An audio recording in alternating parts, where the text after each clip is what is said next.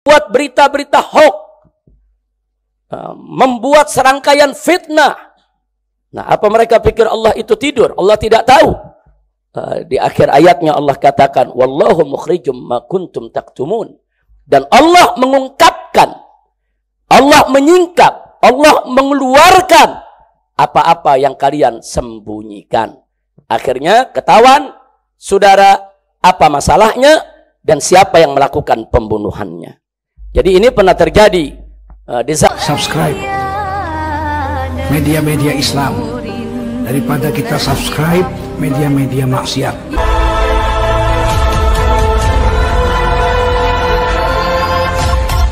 Bismillah, walhamdulillah, wassalatu wassalamu ala rasulillah wa ala alihi wa sahbihi wa mawalah. Alhamdulillah, pada hari ini kita telah selesai melaksanakan ibadah sholat Jumat. Dan juga alhamdulillah kita bisa melaksanakan salat gaib. Mudah-mudahan ibadah kita diterima oleh Allah Subhanahu wa taala dan kekurangannya disempurnakan oleh Allah Subhanahu wa taala.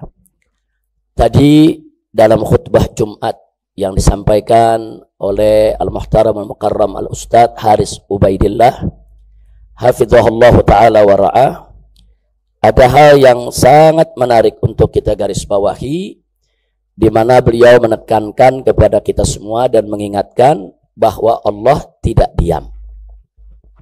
Ini hal yang sangat menarik. Allah tidak diam. Saya ingin menjadikan ini sebagai judul dari pelajaran singkat yang ingin saya sampaikan pada kesempatan ini. Kita tahu bahwa dalam suatu hadits qudsi, Nabi alaihi salatu wassalam meriwayatkan bahwasanya Allah Subhanahu wa taala berfirman, "Ya ibadi, wahai hamba-hambaku, inni haramtu zulma ala nafsi." Sesungguhnya aku mengharamkan kezaliman atas zatku, atas diriku. Ya, selanjutnya setelah itu Allah menyatakan, "Wa ja'altuhu muharraman bainakum." Dan aku jadikan kezaliman itu sebagai sesuatu yang diharamkan di tengah-tengah kalian, wahai hambaku. Karenanya kata Allah, fala tazalamu, janganlah kamu saling menzalimi. Hadits qudsi ini sangat menarik.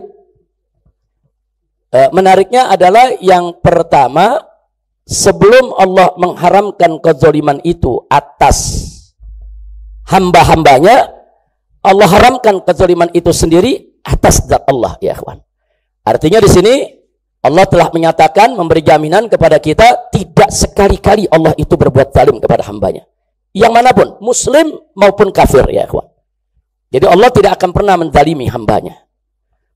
Nah, karena itu ditekankan oleh Allah agar hambanya pun jangan sekali-kali saling menzalimi. Karena itu kezaliman ini salah satu dosa besar, saudara, yang sering diberikan balasan oleh Allah spontan di dunia sebelum di akhirat. Nah, jadi banyak dosa kita tahu Allah balas di akhirat, tapi ada dosa-dosa tertentu yang Allah balas di dunia juga, di akhirat juga. Di antaranya seperti apa? Uququl walidain, yaitu durhaka kepada kedua orang tua. Itu balasannya di dunia juga ditampakkan oleh Allah, ya kawan. Termasuk kezaliman. Nah, jadi jangan pernah kita merasa aman dari balasan Allah di dunia, apalagi aman dari balasan Allah di akhirat, kalau kita berbuat zalim.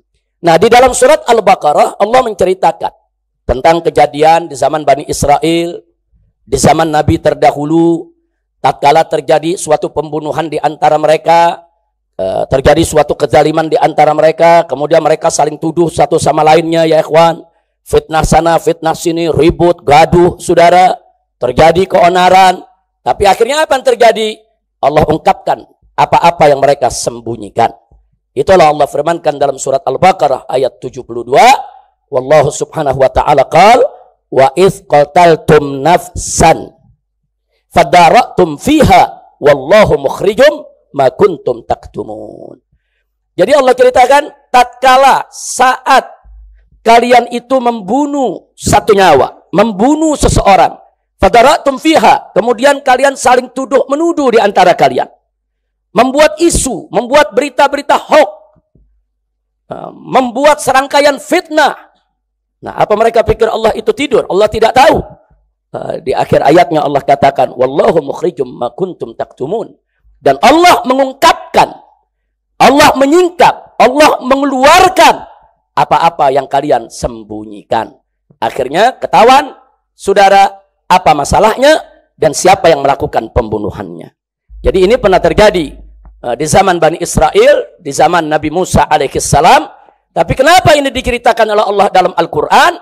Saudara, karena peristiwa serupa kelak di masa-masa yang akan datang akan terjadi lagi. Kita kenal dengan istilah déjà vu, ya ikhwan. Déjà vu itu peristiwa-peristiwa serupa yang bisa terjadi di setiap zaman, ya ikhwan. Nah, termasuk di zaman kita sekarang ini. Terjadi, saudara. Bagaimana ada orang yang dibunuh, dibantai, setelah dibunuh difitnah. Kemudian dibuat gaduh. Dibikin rusak itu opini kemana-mana, saudara. Dan ini terjadi. Akhirnya orang, saudara, resah. Di mana-mana bingung. Bagaimana persoalannya? Fitnah sana, fitnah sini. Bohong sana, bohong sini, saudara. Nah, tapi kebohongan itu nggak bakal bertahan lama. Kenapa? Allah nggak diam, ya kawan.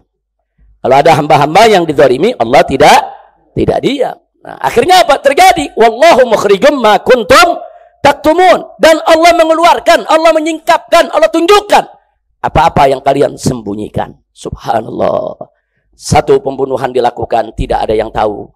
2, pembunuhan dilakukan, terbuka, tapi kemudian korbannya yang difitnah. Terjadi lagi pembunuhan sekian, dipikir Allah tidur. Akhirnya pada saatnya Allah ungkap pembunuhan yang terjadi saat itu. Dan Allah ungkap juga pembunuhan-pembunuhan yang sebelumnya, ya ikhwan. Allah akan ungkapkan. Episode ini belum selesai, ya ikhwan. Nah, ini akan terus satu persatu Allah akan ungkapkan. Kenapa? Karena Allah tidak akan diam dengan kezaliman, ya ikhwan. Nah, ini yang perlu kita sampaikan. Ingat, jadi judul tadi cukup menarik. Allah tidak diam. Jangan. Nah, itu satu kebiadaban kezaliman yang luar biasa. Orang setelah dibunuh kemudian difitnah, ya ikhwan. Sementara yang dibunuh sudah tidak bisa bela diri lagi, ya ikhwan. Orang habis dibunuh disalah-salahkan. Kemudian menciptakan kebohongan sana, kebohongan sini. Orang gaduh, huru-hara, saudara. Nah, ini terjadi di zaman Nabi Musa. Bukan baru sekarang terjadi, ya ikhwan. Nah, tapi kemudian Allah ungkapkan kebenarannya. Alhamdulillah. Jadi nggak usah khawatir, ya ikhwan. Allah tidak buta, Allah tidak tuli, Allah tidak bisu, Allah tidak akan diam, dan Allah tidak akan membiarkan kezaliman. Nah, dan episode ini belum selesai. Allah akan ungkapkan semua satu persatu, ya ikhwan. Sampai semua menjadi terang benderang, saudara, dan sehingga ini menjadi pelajaran bagi seluruh hamba-hamba Allah agar mereka tidak lagi mengulangi kezaliman. Kemudian bicara tentang pembunuhan, ibadallah. Ini membunuh orang tanpa hak itu suatu dosa besar. Dosa besar, bukan dosa yang sembarangan, saudara. Allah firmankan dalam surat An-Nisa ayat 93, saudara. Faqala ta'ala fi kitabihil aziz, wa may yaqtul mu'minan muta'ammidan fajaza'uhu jahannamu khalidan fiha wa ghadiballahu alaihi wa la'anahu wa'adda lahu azaban azima. Shadaqallahul azim. Dahsyat ini ayat, ya kawan, peringatan dari Allah. Apa Allah nyatakan? Wa may yaqtul mu'minan muta'ammidan. Barang siapa yang membunuh seorang mukmin, membunuh orang yang beriman muta'ammidan, dengan sengaja. Dengan sengaja dia bunuh, saudara. Terencana memang dia bunuh, saudara. Apa Allah nyatakan? Fajaza'uhu, maka balasannya adalah jahannam. Neraka jahanam, khalidan fiha, dan kekal di dalamnya, ya ikhwan. Allah yang nyatakan, Allah akan jebloskan dia ke dalam neraka jahanam. Allah akan siksa dia, saudara. Enggak sampai di situ, Allah nyatakan, wa ghadiballahu alaihi, Allah murka kepada dia, saudara. Enggak sampai di situ saja, wa la'anahu, Allah laknat si pembunuh tadi. Dan enggak sampai di situ, wa addalahu azaban azima, Allah siapkan untuknya di akhirat sana azab yang begitu besar, ya ikhwan. Nah, jadi enggak usah khawatir, ya ikhwan. Kalau ada kezaliman semacam itu, tidak usah khawatir, ya ikhwan. Tidak akan ada yang lolos dari balasan Allah Subhanahu wa ta'ala. Nah, karena itu, ya ikhwan, kalau ada kezaliman, ada upaya kita mau dibunuh, atau keluarga kita mau dibunuh, atau guru kita mau dibunuh, atau sahabat kita mau dibunuh, ya ikhwan. Kalau kita bisa melakukan perlawanan, wajib kita melawan. Selamatkan kita punya nyawa, ya ikhwan. Jangan kita diam, saudara. Jadi kalau terjadi kezaliman, pembunuhan terhadap orang-orang, saudara, yang tidak bersalah, wajib kita lawan, ya ikhwan. Nggak boleh kita diam. Kezaliman itu harus dihentikan. Tapi manakala kita tidak punya kemampuan untuk melawan, kita tidak berdaya untuk melawan. Karena orang yang melakukan kezaliman itu memiliki aneka ragam kekuatan. Kekuatan politik, kekuatan kekuasaan, kekuatan hukum, kekuatan duit, kekuatan ekonomi, kekuatan persenjataan. Dia memiliki segala kekuatan sehingga kita tidak berdaya dan nggak mampu untuk melakukan perlawanan. Jangan sedih, jangan. Masih ada satu senjata yang luar biasa Allah berikan kepada kita, yaitu doa. Nabi yang menyatakan dalam hadisnya, ad-du'a silahul mu'min. Doa itu senjatanya orang yang beriman. Subhanallah, Nabi mengambil istilah senjata. Senjata itu kan digunakan untuk membela diri, untuk menyerang, saudara, untuk menghantam kezaliman. Nabi mengistilahkan doa itu senjatanya orang yang beriman. Berdoa, mohon pertolongan kepada Allah. Nggak ada orang-orang zalim bisa melawan kekuatan Allah, ya ikhwan. Doa itu silahul mu'min. Kalau sudah disebut silahul mu'min, berarti kekuatan doa nggak main-main, saudara. Berarti kekuatan doa itu bukan kekuatan sembarangan, saudara. Nah, maka itu kalau kita nggak punya kekuatan, kita lemah, kita tidak berdaya, kita hanya bisa pasrah, menangis kepada Allah. Jangan putus asa. Doa terus. Jangan berhenti dengan doa. Minta Allah Subhanahu wa taala agar menghancurkan semua orang-orang zalim. Saudara, maka itu ayo kita ajak semua untuk membaca selawat asghilidz zalimin bid zalimin. Ayo sama-sama semua. Ayo Habib Hanif. Allahumma salli ala sayyidina Muhammad wa ashghil zalimin bil zalimin. Allahumma على سيدنا محمد وأشغل الظالمين بالظالمين وأخرجنا من دونهم سالمين وعلى آله وصحبه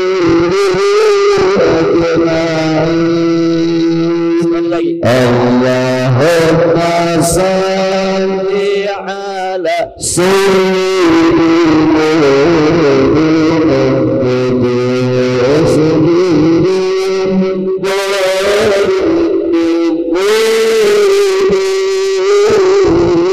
Allahumma salli ala sayyidina Muhammad wa ashghil zalimin bil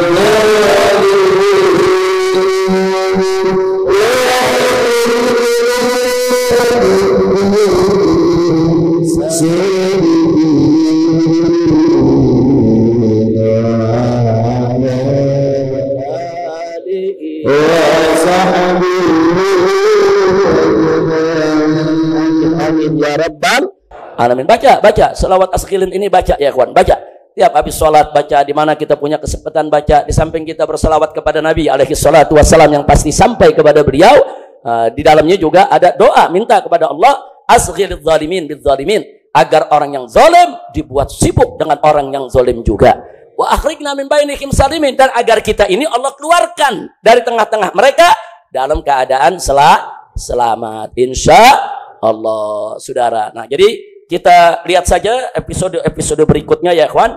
Allah punya cara indah, Allah punya acara ajaib ya ikhwan. Allah punya cara kadang-kadang yang nggak terlintas di benak kita. Allah punya cara kadang-kadang dikeluarkan yang dulu kita nggak pernah tahu kalau itu orang terlibat ya ikhwan. Kita nggak pernah tahu tuh kalau orang ini terlibat. Tapi Allah buka satu-satu. Yang kita nggak tahu jadi tahu, saudara. Dalam bentuk apa? Dalam bentuk dejavu. Dalam bentuk dejavu artinya dalam bentuk suatu peristiwa yang hampir mirip, hampir serupa ya ikhwan. Serupa cara menghilangkan buktinya, serupa cara membungkam saksinya, serupa yaitu cara-cara ngebohongnya, saudara, serupa cara-cara yaitu merekayasa dongeng kasusnya, saudara. Subhanallah. Jadi kalau kita yang melakukan pembalasan belum tentu seindah itu, nggak bakal mampu sehebat itu. Tapi kalau Allah Subhanahu wa taala yang sudah melakukan pembalasan, kita akan lihat berapa banyak keajaiban yang akan terjadi. Allahumma arina ajaiba qudratik. Allahumma arina ajaiba qudratik. Allahumma arina ajaiba qudratik. Ya Rabb biquwwatika ya qawiyyu ya matin ya jabbar ya qahhar ya rabbal alamin. Nah, sebelum saya akhiri, kita baca lagi selawat asghil zalimin, tapi kita ganti ahlikil zalimin bil zalimin. Jadi kelihatannya tahapnya bukan orang zalim dibuat sibuk dengan orang zalim lagi nih. Kita minta kepada Allah biar orang zalim menghancurkan orang zalim. Jadi masing-masing saling menghancurkan dan kita dikeluarkan dalam keadaan selamat insya Allah. Kalau tadi kan asghilidz zalimin bil zalimin. Nah, sekarang kita baca ahlikidz zalimin bil zalimin. Ayo, Habib Hanif. Allahumma salli ala sayyidina Muhammad wa ahlikidz zalimin bil zalimin.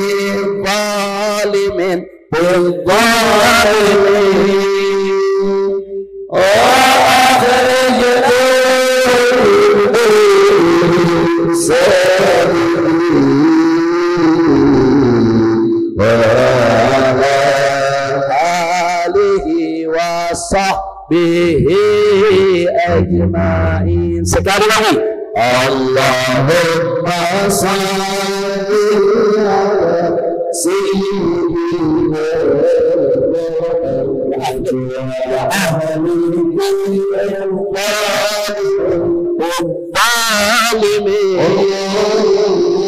Allahumma salli ala sayyidina Muhammad wa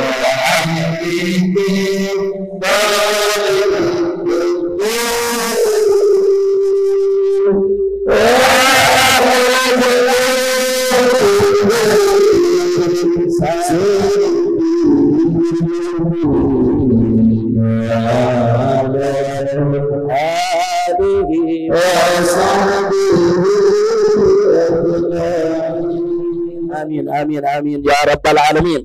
Ya Jabbar, Ya Qahhar, Ya Qawi, Ya Matin, Ya Muntaqim, intaqim lana ala man zalamana wa sajanana wa azama wa sabbana wa satamana wa tahamana wa qatala rijalana wa masaka jarhatana.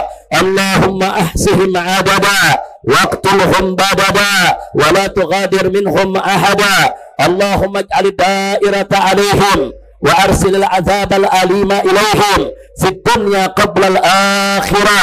اللهم مزقهم كل ممزق، اللهم مزقهم كل ممزق، اللهم مزقهم كل ممزق. مزقته أعداءك انتصارا لأنبيائك ولرسلك ولأوليائك.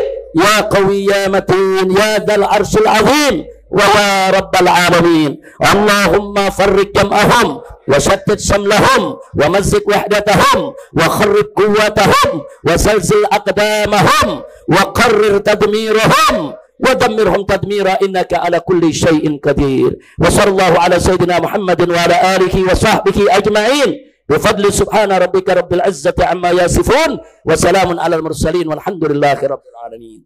Jadi saya anjurkan sekarang saudara banyak-banyak saja berdoa kepada Allah, sambil yuk sama-sama kita saksikan keajaiban, yaitu perbuatan Allah, keajaiban pembalasan Allah. Kita saksikan bersama-sama, kita lihat, sambil jangan lupa terus bersyukur kepada Allah. Setiap Allah tunjukkan kepada kita keajaiban kekuasaannya, saudara, yaitu para orang-orang zalim ini dibuka satu persatu ya ikhwan, dibuka boroknya, dibuka kejelekannya, Allah permalukan, saudara, Allah berikan azab kepada mereka semua. Bersyukurlah kepada Allah dan jadi pelajaran. Jangan kita contoh kezaliman tersebut agar kita ini menjadi hamba-hamba yang dicintai oleh Allah. Jadi pesan kita sebagaimana hadis qudsi tadi, apa kata Allah? Fala tadzalamu. Jangan kamu saling menzalimi. Insya Allah, ayo kita bersaudara sesama manusia, ayo kita berbuat baik. Jangankan kepada orang beriman, jangankan kepada orang Islam, kepada orang kafir saja nggak boleh kita zalimi ya ikhwan. Kepada hewan nggak boleh kita zalimi ya ikhwan. Kepada tumbuhan nggak boleh kita zalimi. Itu ajaran Islam. Makanya disebut Islam. Islam ini rahmatan lil alamin. Lingkungan nggak boleh kita zalimi, tumbuhan nggak boleh kita zalimi, saudara, binatang nggak boleh kita zalimi, manusia nggak boleh kita zalimi. Bukan sesama muslim aja, hatta orang kafir nggak boleh kita zalimi. Nah, jadilah kita orang baik, jangan menzalimi orang lain. Insya